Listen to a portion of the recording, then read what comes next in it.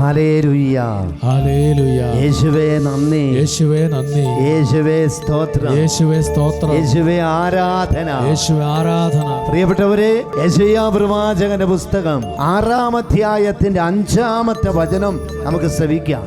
ഞാൻ അശുദ്ധമായ അധരങ്ങളുള്ളവനും അശുദ്ധമായ അധരങ്ങളുടെ മധ്യേ വസിക്കുന്നവനുമാണ്.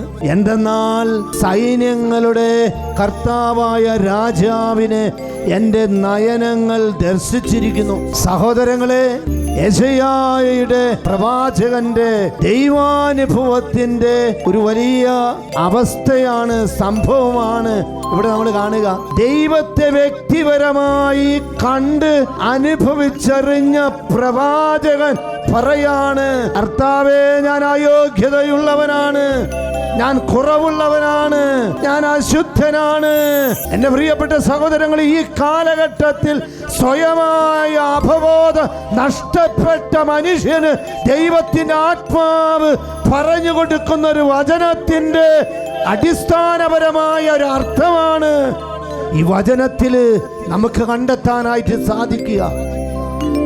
ദൈവത്തെ കണ്ടപ്പോൾ, ദൈവത്തെ വ്യക്തിപരമായി അനുഭവിച്ചപ്പോൾ തൻ്റെ കുറവുകൾ, തൻ്റെ പോരായ്മകൾ തിരിച്ചറിയാനായിട്ട് കഴിഞ്ഞ മനുഷ്യന്റെ ഒരവസ്ഥ ഇന്ന് യഥാർത്ഥത്തിൽ നമുക്ക് നഷ്ടപ്പെട്ടു പോകുന്ന ഒന്ന്, ദൈവാനുഭവമില്ല, ദൈവസാന്നിധ്യ അനുഭവമില്ല, ദൈവത്തെ കണ്ടെത്താൻ താല്പര്യമില്ല, ദൈവത്തെ അനുഭവിച്ചറിയാനായിട്ടുള്ള ഒരു മനസ്സില്ലാത്ത അവസ്ഥ. ദൈവാനുഭവം നഷ്ടപ്പെട്ടു പോയ മനുഷ്യന് എങ്ങനെയാണ് സ്വയമായ അവബോധം ലഭിക്കുക, കുറവുകളെ പോരായ്മകളെ കണ്ടെത്താൻ പറ്റുക? പ്രിയപ്പെട്ടവരെ, നമുക്ക് ദൈവാനുഭവം വേണം, നമുക്ക് ദൈവ സാന്നിധ്യം വേണം, നമുക്ക് കർത്താവിന് മുഖാഭിമുഖം കാണണം, കേൾക്കണം, അനുഭവിക്കണം. അങ്ങനെയുള്ളവരായി തീരുവാൻ ഈ വചനത്തിലൂടെ കർത്താവ് നമ്മളെ ഓരോരുത്തരെയും വിളിക്കുന്നു.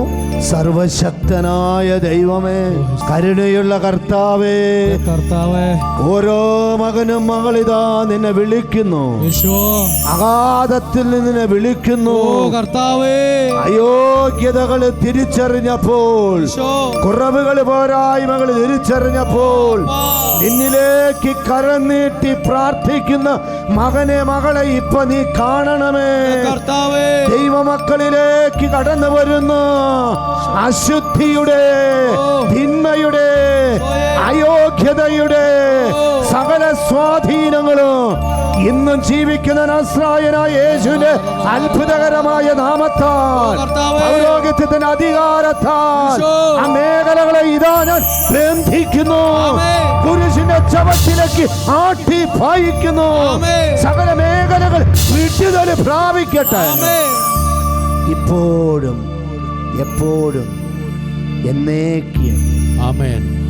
ദൈവപിതാവേ, അങ്ങയെ ഞങ്ങൾ ആരാധിച്ചിരുന്നിതാ, ദൈവപിതാവേ, അങ്ങയെ ഞങ്ങൾ പാടി സ്തുതിക്കുന്നിതാ, ദൈവപിതാവേ, അങ്ങയെ ഞങ്ങൾ ആരാധിച്ചിരുന്നിതാ, ദൈവപിതാവേ, അങ്ങയെ ഞങ്ങൾ പാടി സ്തുതിക്കുന്നിതാ. ആരാധന